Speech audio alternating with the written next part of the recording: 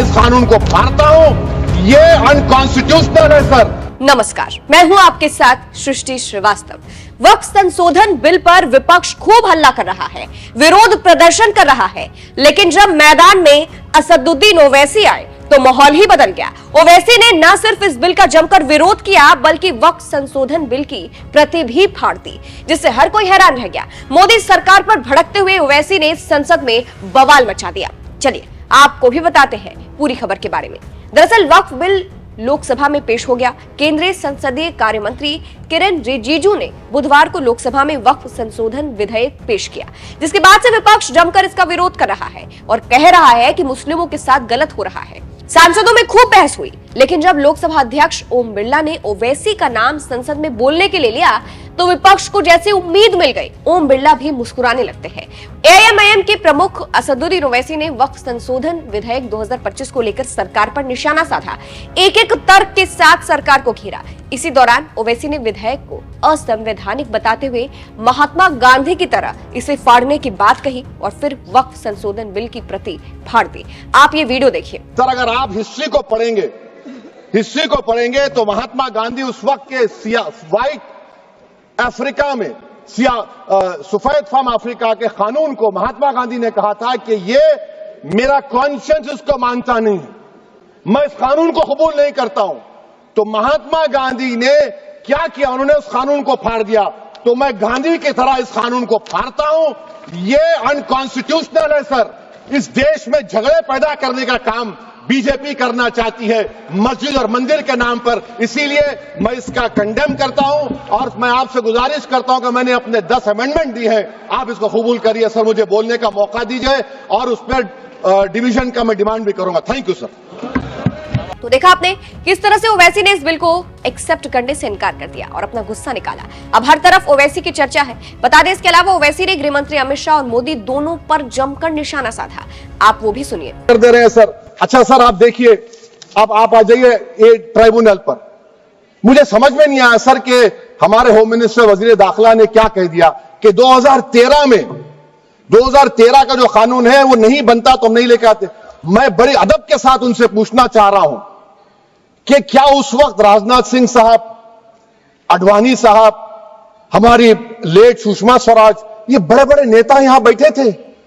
आपने यूनानिमस उस कानून को पास करवा दिया। कीर्ति आजाद थे उस वक्त, अब यहां बैठे हैं वो टीएमसी में।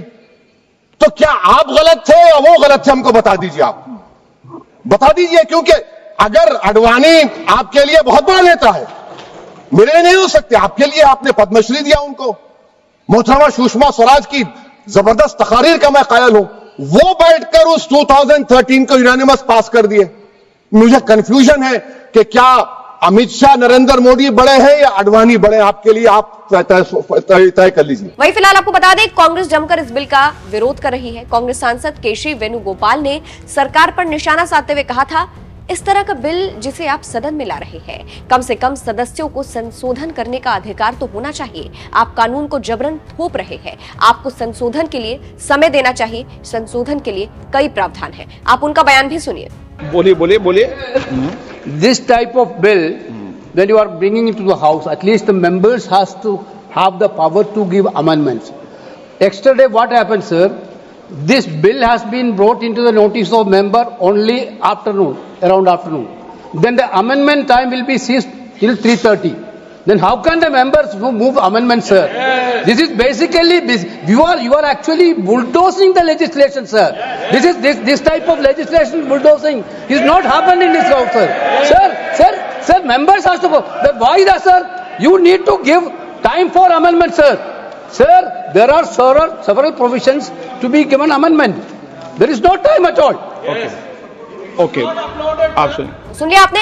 एक तरफ कांग्रेस ये तक आरोप लगा रहा है कि इस बिल पर विपक्ष को अपना विचार रखने का वक्त नहीं दिया गया, और दूसरी तरफ ओवैसी इस बिल को ही मुस्लिमों के लिए गलत बता रहे हैं और एक्सेप्ट करने से इनकार कर रहे हैं, और इसीलिए गुस्से में उन्होंने इस बिल की प्रति फाड़ दी, जिसके बाद से अब हर तरफ बवाल मचा हुआ है।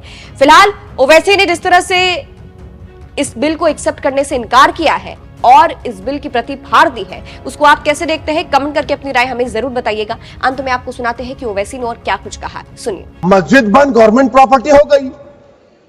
होगी ना सर? अब ये बताइए, आप जब से यहां पर पूरे बीजेपी रूलिंग पार्टी हमको ज्ञान दे रहे हैं कुछ नहीं होगा, कुछ नहीं होगा, मैं दलील के साथ बता रहा हूं आपको।